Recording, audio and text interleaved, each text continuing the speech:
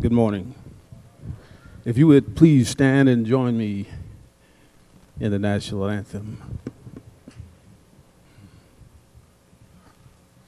Oh, say, can you see by the dawn's early light what so proudly we hailed as a twilight less gleaming, whose bright stripes and bright stars through the perilous fight o'er the ramparts we watched were so gallantly streaming, and the rocket's red glare,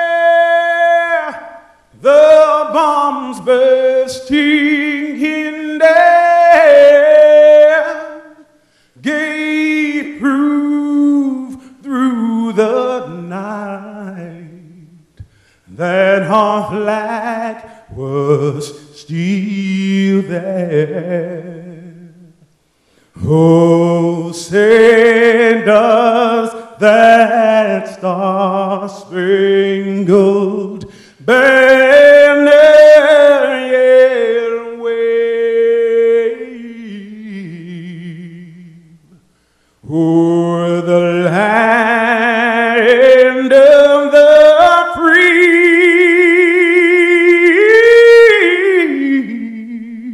and the home of the brave.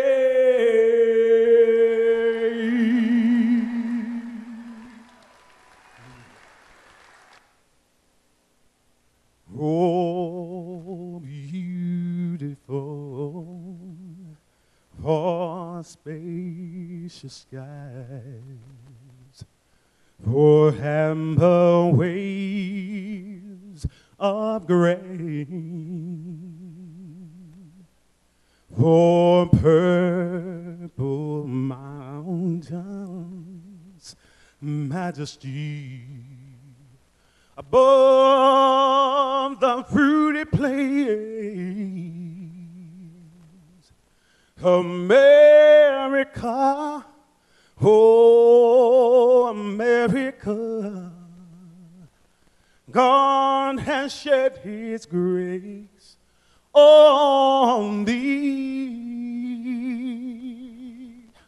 and crown thy good with brotherhood from sea to shining sea. Oh, he's crowned thy good with brotherhood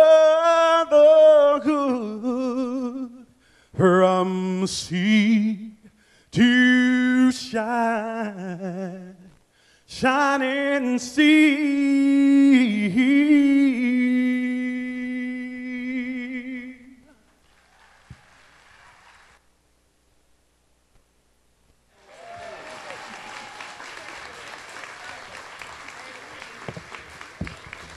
Oh, the time has arrived. Well, welcome to this Rick Santorum rally. This is a great place to be here today at the Lake of the Ozarks. It's so good of you all to come out. Give yourself a round of applause for being here today. I'm Diane Franklin. I'm the state representative for the Lake of the Ozarks area, the 155th District. And you know, the fact that you all came out today demonstrates the seriousness of Rick Santorum's candidacy. It underlines the fact that in this country, We're ready for change.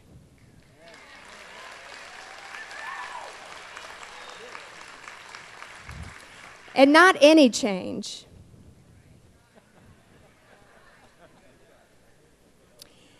Like you, I recognize that Americans across this nation want true conservatism.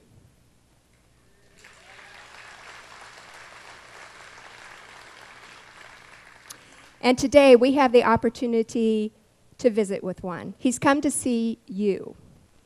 You are the grassroots of our area, and like the grassroots folks of across this nation, you've come to embrace this great man.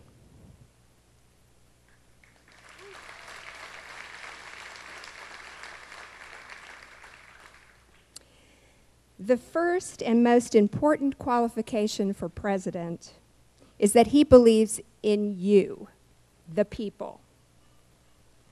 Your core values, your guiding principles, the essence of America, all that you hold dear. In primary after primary, Rick Santorum has been the people's candidate because he shares your convictions and he believes in you.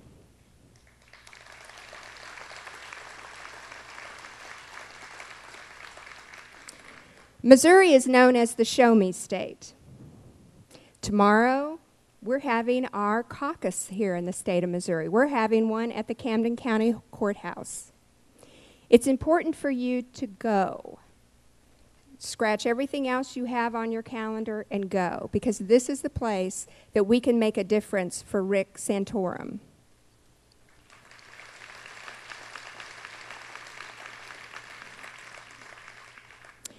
Let's fly our state flag high in Missouri.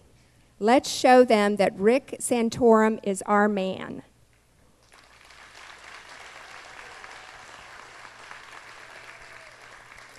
It's time for a true conservative to be in the Oval Office.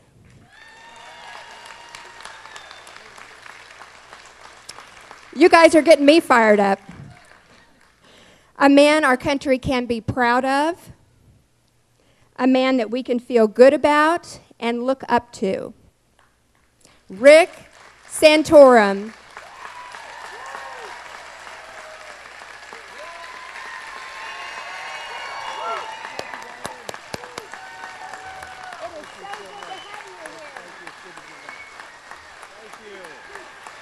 Thank you. Thank you.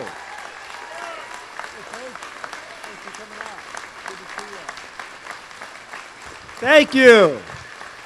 It's good to be back in Camden County. Thank you. Thank you very much. Is everybody ready for a big day tomorrow? Going to go out and vote for those delegates for us, right? All right. Thank you. Thank you very much, Diane. I appreciate that introduction and your support, and thank you all so very much for coming out here this morning. And it is great to be back in the beautiful Lake of the Ozark area, and just love it here in Camden County. And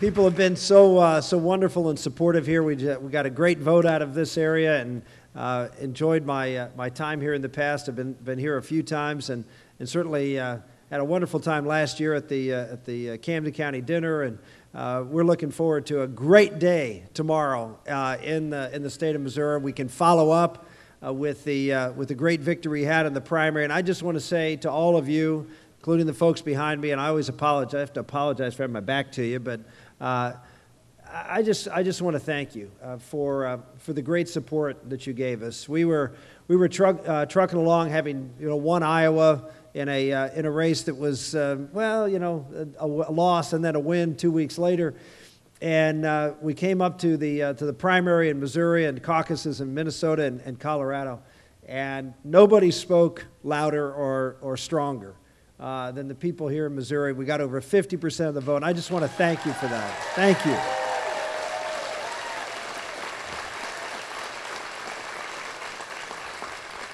Now let's just go out, and that's why we're coming through here. Let's just go out and make sure that tomorrow when we're going through the delegate selection process, that we follow through and make sure that the delegate votes reflect the overwhelming support that we got in the primary. So I'd appreciate your help in that regard. Thank you.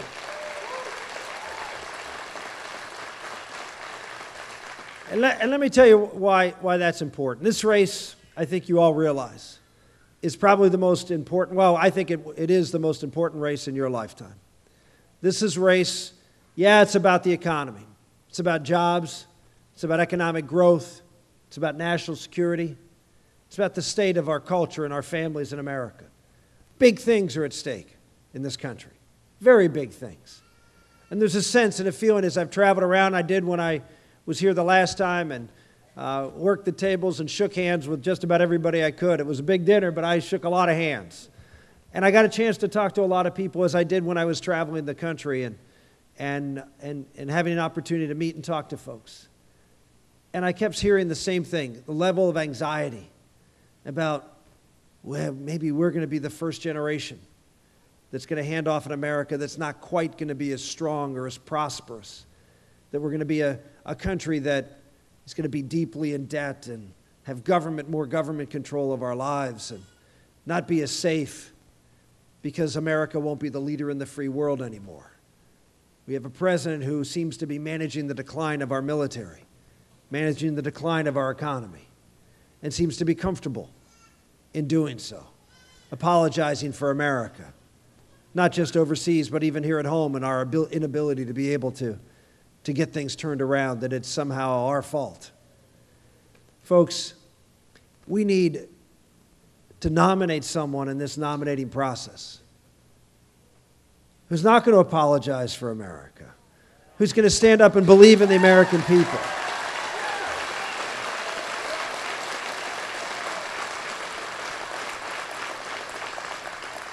That's what's really at stake here. What kind of country we're going to leave for the next generation, not just our national debt, which is one of the most immoral things any government has ever done over these last 4 years. The immorality, and that's really the word, of accumulating $5 trillion of debt. $5 trillion of debt. For what? For what? So the economy continue to sputter along, so we can continue to defund our military? No, so we can grow the size and scale of government and its influence over your life. Think of what you got for your money.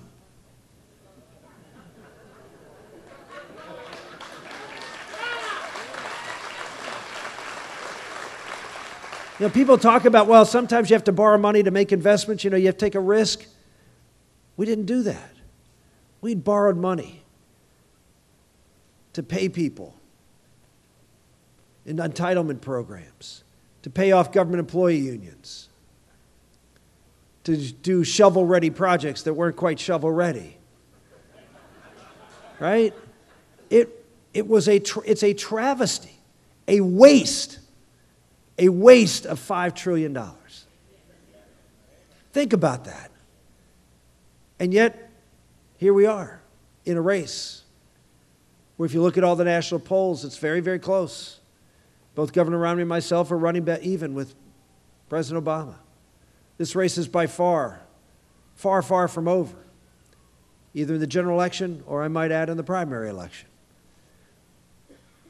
That's why what you're doing here is so important. The best chance for us, not just to be able to be successful in the fall in winning the election, but the best chance for us to do the things that are necessary,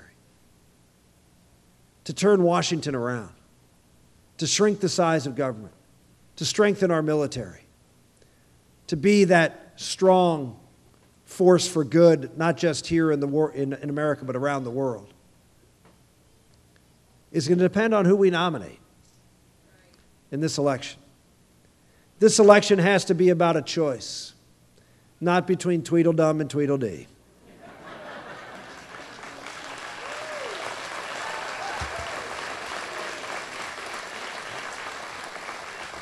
This election has to be about stark contrasts. So America has a choice to make. What kind of country do you want to leave to your children and grandchildren? kind of economy do you want? What kind of military do you want? What kind of family and community do you want? Amen. These are the big choices.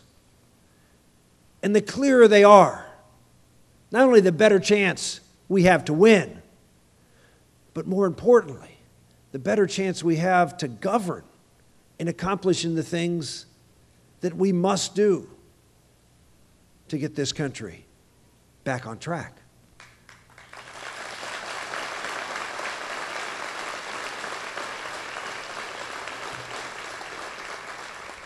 And if you look at what motivated the voters in 2010, I always say thank God for the Tea Party, thank God for them, for the conservative movement that rose up in 2010.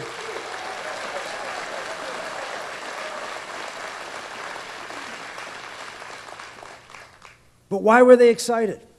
Because they had conservative candidates. They went through the primary process and nominated strong conservatives who went out there with a clear message about limited government, a strong national defense, the importance of faith, family, and life. All of those things, unapologetically conservative.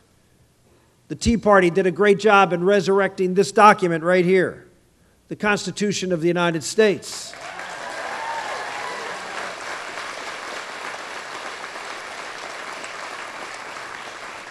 Prior to 2010, when did any candidate ever carry one of these around? Or even talk about it? Going back to constitutional limited government. That's what we talked about. And guess what happened? We energized a whole bunch of people across this country who thought that government had just gotten too big and they couldn't do anything about it.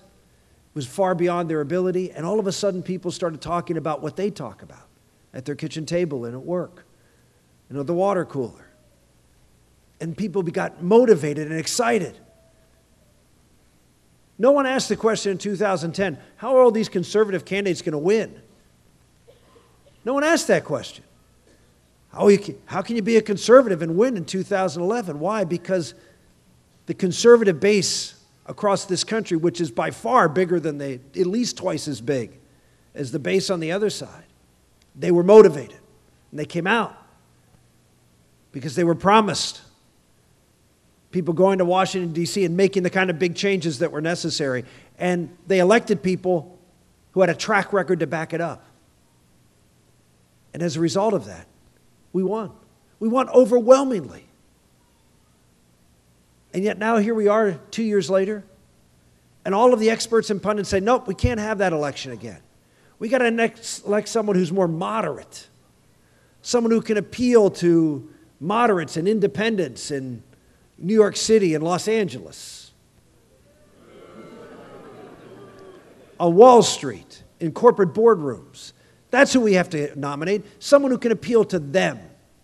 If you look at the election map, I don't know what the current state is as a result of this past Tuesday. We had a pretty good Tuesday, by the way.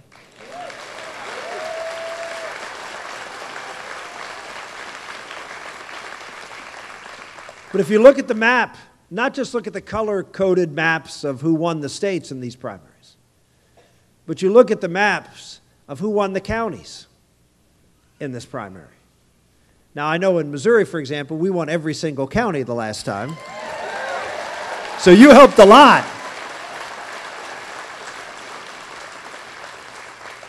But at one point, someone did an analysis, and we had won 60% of the counties and throughout the entire course of this primary. And if you look at where my Republican opponent has won, it's always in and around the cities. It almost looks like a Republican versus a Democrat when you look at these states. That he's winning the areas the Democrats win, and I win the areas Republicans win.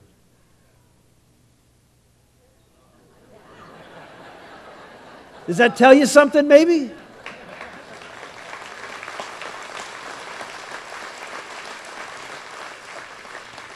If we're going to win this election, we have to have a candidate that's going to energize our base, get them excited just like we did in 2010. Someone who's authentic. Someone who hasn't taken every side of every issue throughout their political career. Right? It's someone who can paint a very strong, compelling vision. A vision for who we are. Using the issues that are important to the people of America. Things that people are talking about. You know what people are going to be talking about this week and next week? Obamacare. Why?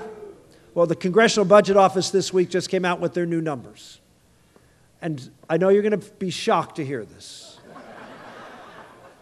But it's twice as expensive as what President Obama said it would be. I know. You thought it would be less. I know. You did. No, tell the truth. You did. Because you believe President Obama was probably exaggerating the cost of Obamacare. But no, believe it or not, remarkably, it's almost $2 trillion over the next 10 years. $2 trillion of money coming from you, going to Washington, and then telling you, oh, we're going to give you a right. We're going to take care of you. You just give us that $2 trillion. You give it to us. And then we'll take it. We'll create a system. And we'll make it work best for you. Because you cannot be trusted with that $2 trillion. You will waste it. We won't. No, we'll efficiently spend it and redistribute it to those who really need it and take it from those who really don't. And we'll make sure it goes to people who can best utilize that care. We'll make sure that only the people who can get the best results will get this money, so we're efficiently spending it. And those who may not do as well, we'll probably not give them the level of care they need because it's just inefficient.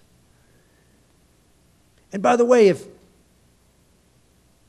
you don't like what we're giving you, too bad. If you don't want to have the insurance coverages that we are mandating, too bad.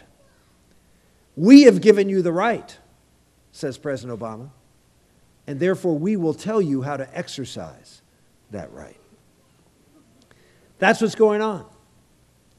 That's what's going on. And right now, the debate's going to be up in the Supreme Court here in the next couple of weeks. Unprecedented. Multiple days of debate, focused in part upon the federal government being able to tell each and every one of you that you have to purchase a private insurance policy. Of course, designed by the federal government. And the private insurance company is told how much money, not they can make, but how much money they can keep from the money they charge you in order to pay for the operation of their business. 15 cents of every dollar they're allowed to keep. The rest they have to spend on health care according to the government. Imagine now if the government went around to every business and told them how much not their profit margin could be, just how much money they can keep as opposed to spend on the products that they're providing their customers. This is what the federal government is doing. It's micromanaging everything. And that's going to be the debate as to whether the federal government has the power under this Constitution to force individuals to do that. 75% of voters in the swing states say they don't believe the federal government has the power to do it, and what Obama is doing is wrong. Right? Obviously, you made that decision here in Missouri.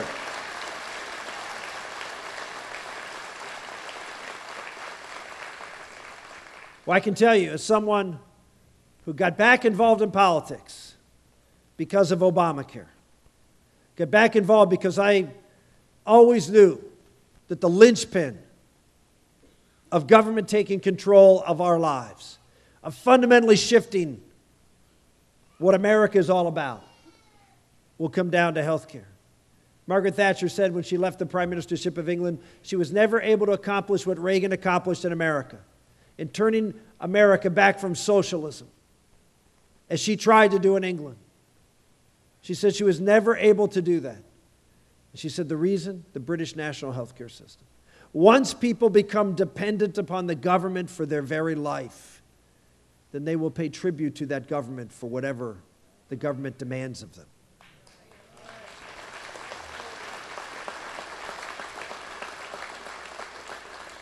That's why it's one of the principal reasons, I think the principal reason, why we must win. It is the reason I got in this race. Because I looked at the leading candidate. I looked at the leading candidate and said, there is someone that is uniquely disqualified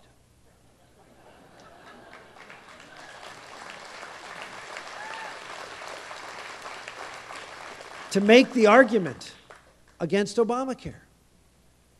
In large part because the basis for Obamacare is what he put together with Ted Kennedy in the state of Massachusetts. He put together a government-run, top-down, mandated healthcare system. Every Massachusetts resident has to buy health care. Everybody is told what policies they can choose from. Reimbursements, everything is set just like Obamacare. And we found out there's a reason for that. Is because Governor Romney went out during the time Obamacare was being debated and advocated that President Obama used the Massachusetts model.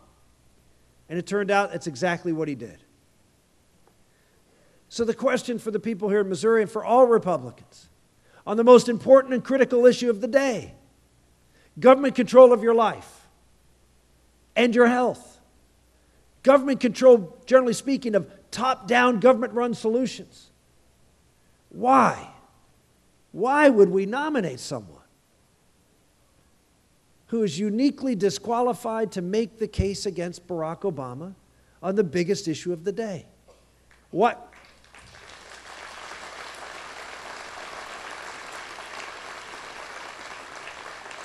We need someone who understands what makes America great. Diane was talking about this earlier, but it's so true. The greatness of America isn't that government orchestrates the private sector or aspects of your life because smart people know better than you do. What made America great was that we were different than all of those countries that the governments did do those things. We were a country who believed at our founding something different than any other country in the history of the world. I always talk about the Constitution, but I remind people that the Constitution is one of two documents that unless they are linked together, then we are no different than any other country in the world, in my opinion. The Constitution is a great document, but there are other countries that have constitutions that are similar to the United States Constitution. The French Constitution during the French Revolution, not too dissimilar. You look at other constitutions now, they're not that dissimilar to the American Constitution. We've been used in many cases as a model. But what makes us different is what this Constitution is anchored to. It is anchored to another document that is unique in human history at the time and has never been replicated. And that, of course, is the Declaration of Independence.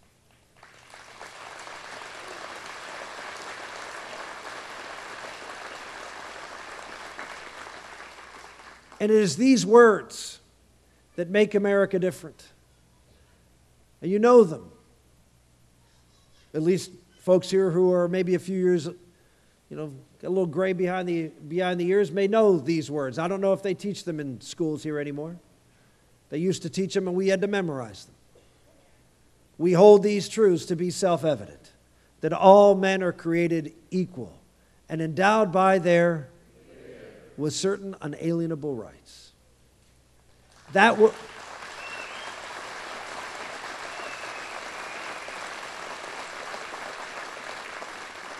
Those words were critical because they formed the basis of where our rights come from.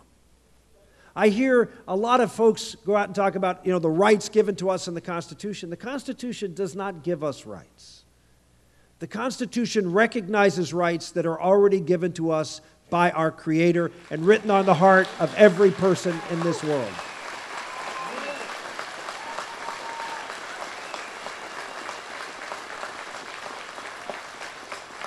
And that is why when the government says that it will give you a right,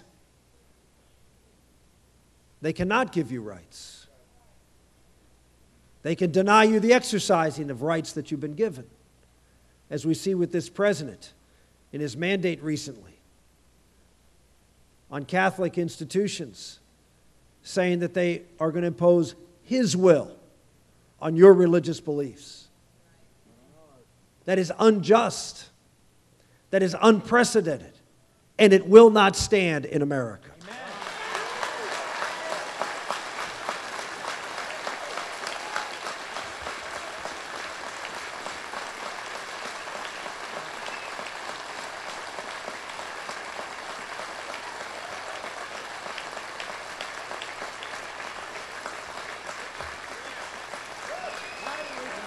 Thank you.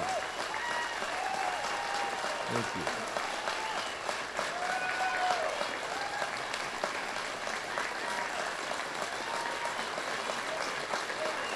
It's about freedom, folks. It's about your freedom.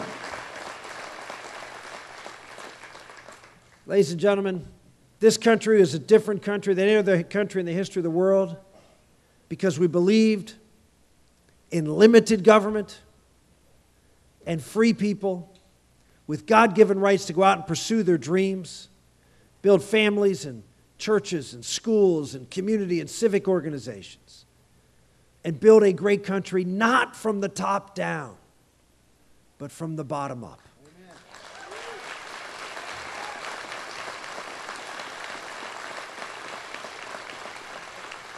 It is who we are. It is who we are. The reason that our economy is struggling right now, the reason you see things in a state of people feeling uncertain about the future, is because Americans are not used to the yoke of government dictating every aspect of their life and their business in particular. We chafe under that yoke. We're not used to being tamed like sheep as those who are used to big government controlling their lives. I always use the example of my grandfather. My grandfather came to this country in 1925. He had a great job. It was after World War I. He had served there. And he had a great job working on a mail train. And yet he left. He left his brothers and sisters, 7 or 8 of them, I think, behind. My grandmother, the same. She came about 5 years later. And he came here because he was different than the rest of his family. He was the oldest. He had gone to war. He had seen what the lack of freedom was all about in that war. And he cherished that more than any security that a government under Mussolini could give him. And he came to this country, sacrificed, not because there were government benefits or government security. There were none in 1925. The only benefit that America provided was the most important one: freedom.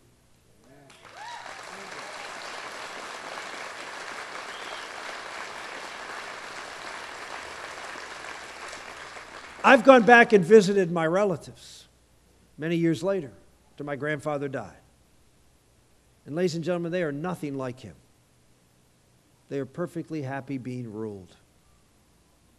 You see, we're different. Whether it was you who came to this country originally, or your parents, or your grandparents, or even your great-grandparents, or farther back, they came here because they were different than the people who stayed behind, who were happy being ruled. You are different as Americans.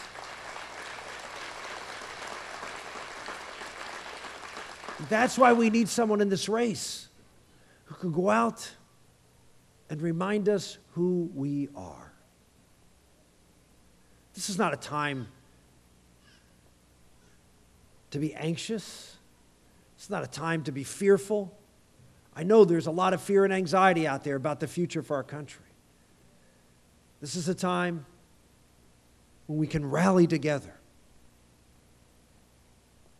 remind ourselves who we are, do something different than what the president is doing, which is going out and systematically trying to divide group against group, day after day, and start talking about what brings us together. What is it that unites us as a people? And it is those founding principles. It is who we are. Coming together and believing in bottom-up solutions to the problems. But not just go out there and proposing them, but again, laying out the vision, the narrative, how we can make the kind of changes that are necessary by believing in ourselves and free people and families and communities, providing for ourselves and businesses, being able to reach for the stars and build, create. We need to create environments to do that. Lower taxes, less regulation, pro-manufacturing agenda, which I've put in place that's going to create opportunities for everybody. You create that hopeful vision, not just for those who are at the top end, but you create a hopeful, positive vision about everybody having the opportunity to provide for themselves. Right?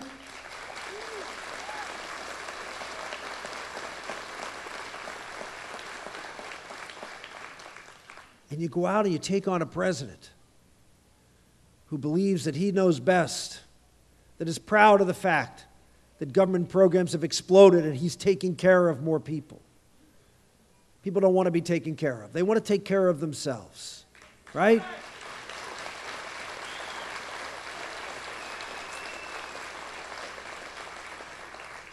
And go out and take it to him. We're not going to win this race because we're going to spend more money than Barack Obama is. We're not going to be able to outspend our opponent in the general election.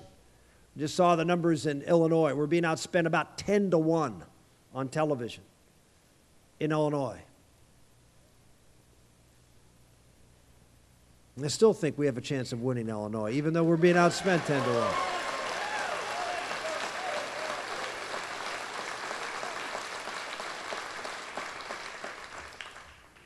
Because without vision, the people will perish.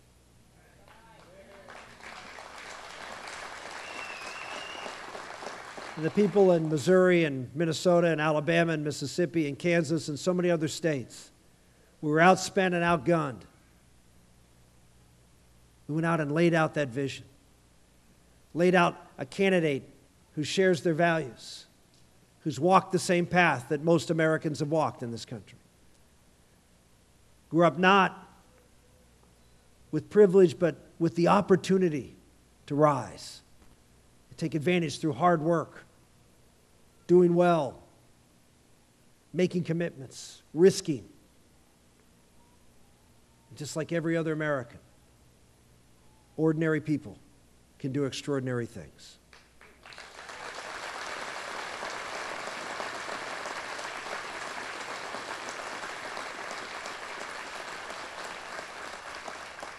We have the opportunity in the election to have that narrative, that vision contrast, that narrative contrast between someone of the elite who governs like an elitist, governs because he thinks he knows best, whether it's health care, whether it's financial services, the Wall Street bailouts, bailing out your buddies on Wall Street, but letting the rest of America just suffer along.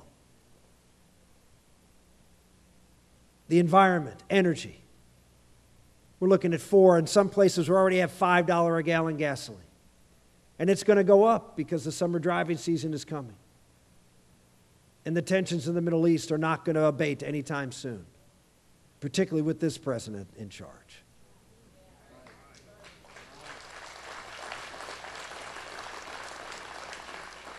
And yet, we see a president who blames everybody but himself for the energy problems. It's somebody else's fault. When the fact is, and every opportunity he has to drill He says no. But if you think about it, during his campaign, he mocked Sarah Palin. He mocked anybody that said drilling would be the answer. In fact, up until just a few months ago, he was mocking anybody that suggested that exploring and drilling for more oil and gas would do something to help our economy. He made fun of them. Now he's going out and say, oh, well, drilling's up under my administration. Only in areas where there are private lands, like in Pennsylvania. But every place where the president could do something to increase production, he has said no. No on federal lands, no in deep water, no offshore, no in Alaska, no Keystone Pipeline. We need someone who's going to say yes and get America back to work and energy prices down.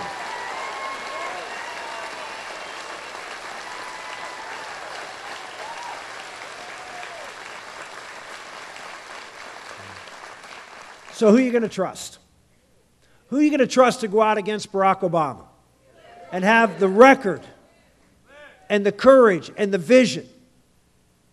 Who is never for a government-mandated healthcare system, never for cap and trade, or the political science of global warming,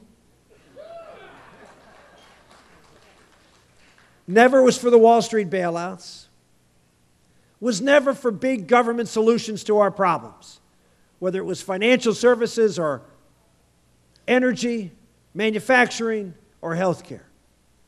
The issues that won us the 2010 election. I was out there and have been out there for 20 years advocating free market, bottom-up solutions to the problems. We'll present the clearest and cleanest contrast with this president. And we'll come at it as a first-generation American, grew up in a steel town in public housing for 18 years.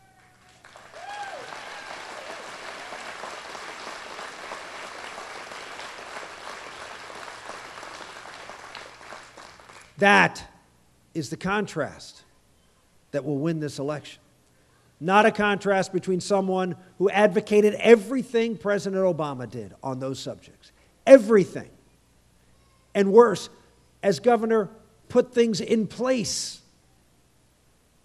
On top of that, nominated and confirmed some of the most liberal justices in the history of the state of Massachusetts when he was president. On issue after issue. On the life issue. I mean, this is a man who gave money to Planned Parenthood, personal checks, who had every race he ran until he started to run for president, filled out 100% pro-choice. And then at the end of his governor's term, when he decided to run for president, he had a conversion. Wonderful. I'm happy for him. But also at the end of his term, his economic team gave low-interest loans to Planned Parenthood to build a clinic in Massachusetts after his conversion. Ladies and gentlemen, we don't need someone who had convenient conversion experiences on a whole host of issues.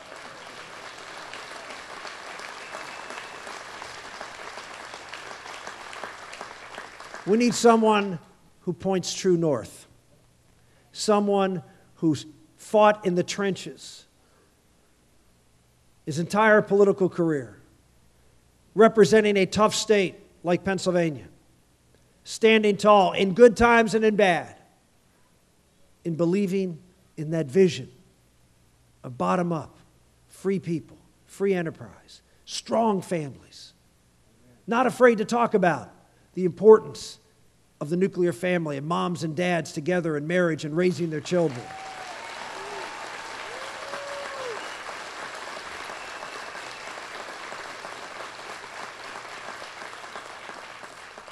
Someone who's willing to go out there and lay out a vision for where our country can be in 4 years and 8 years. Yes, a balanced budget, growing, stronger families, a stronger defense. The one area of the budget I will not cut. I will not cut the defense budget. No way.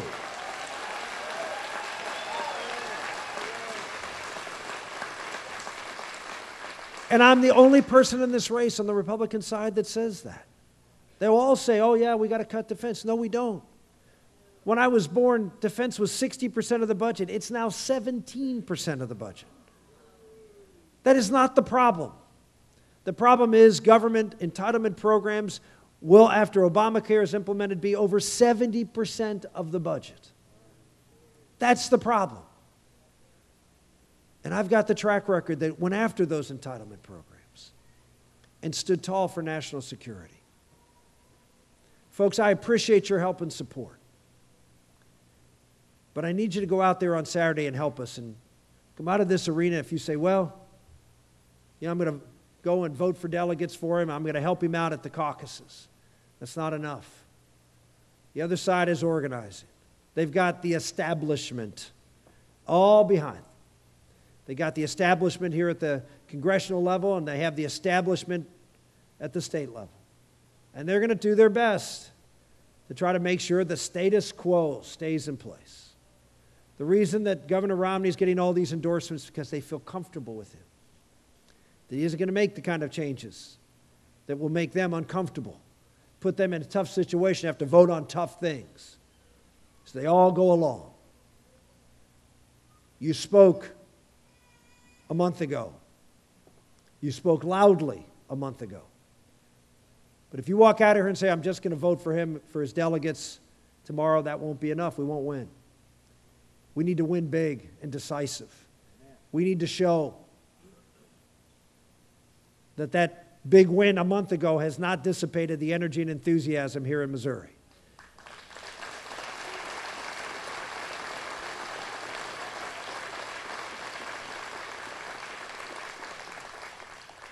I'm going to take some time. We're going to get a chance to say hello to folks. I want you to take some pictures, put them up on your Facebook page. I want you to email, use some even, antique communication things like a telephone. Call your friends. Get them out to the caucuses tomorrow. Rally everybody. Make a difference. Because so much is on the line.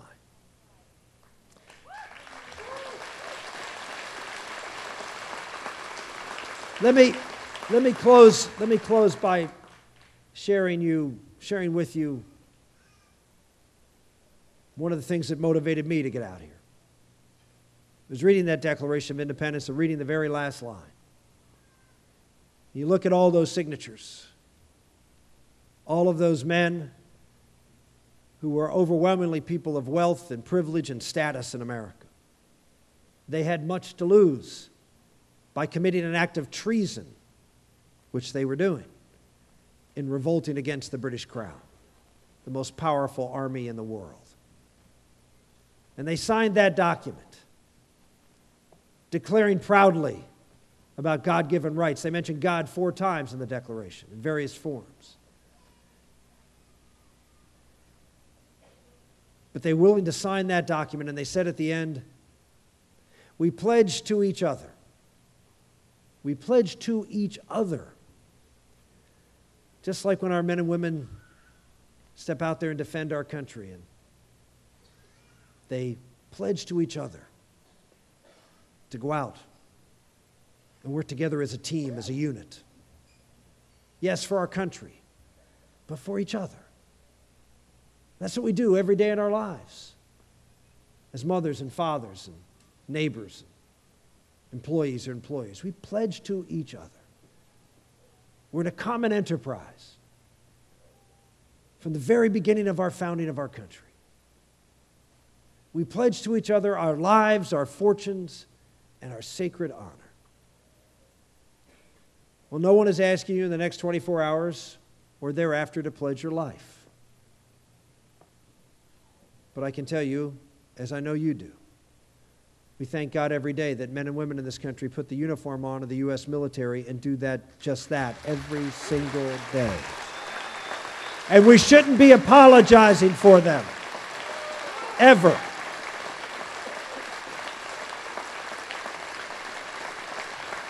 For what they have done to create freedom and opportunity around the world.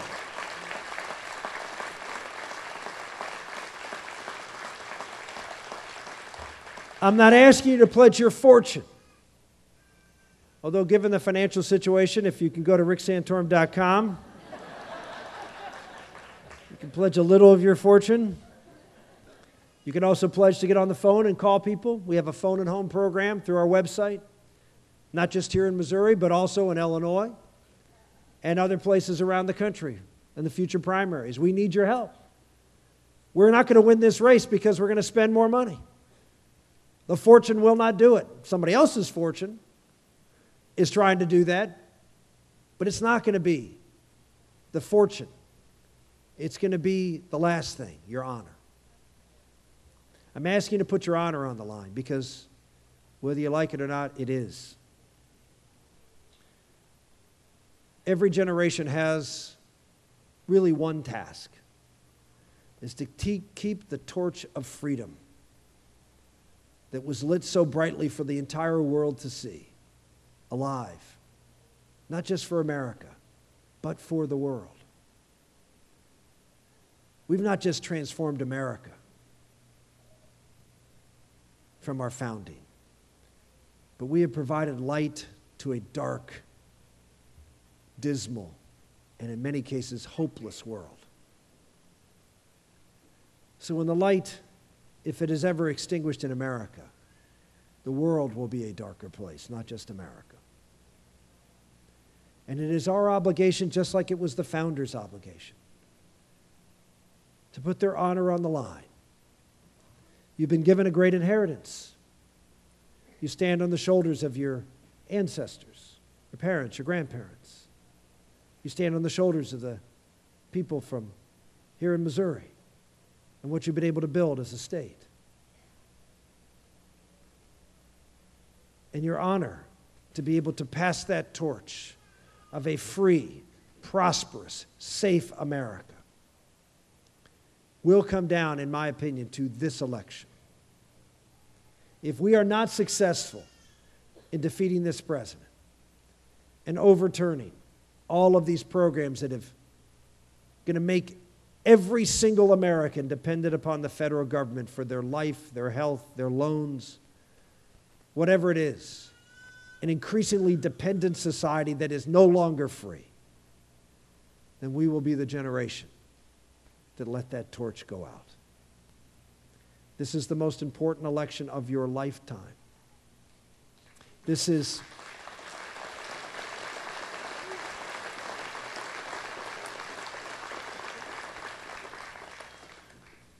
and we are blessed to be here at a time when our country needs us.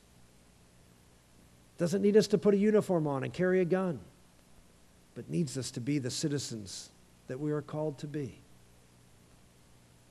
That's why I feel blessed. I truly do. Karen and I are married with 7 children, and it is very hard to get up every day and be away from them, ages 3 to 20.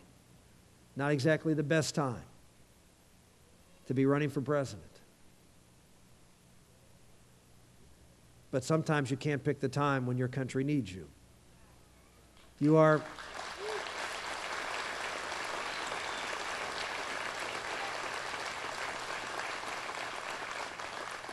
the greatest generation was the greatest generation not because they were any better than anybody in this room.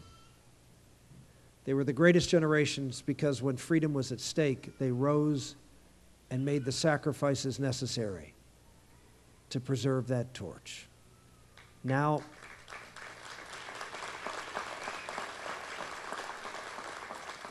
so I ask each and every one of you to grab a hold of that torch. Not to be fooled like, well, people across this country, not Missouri, but people across this country in 2008, when they had a presidential candidate who went up and pledged hope and change. That he would, if you trusted him and believed in him, that he could make things better. He would make the seas go down.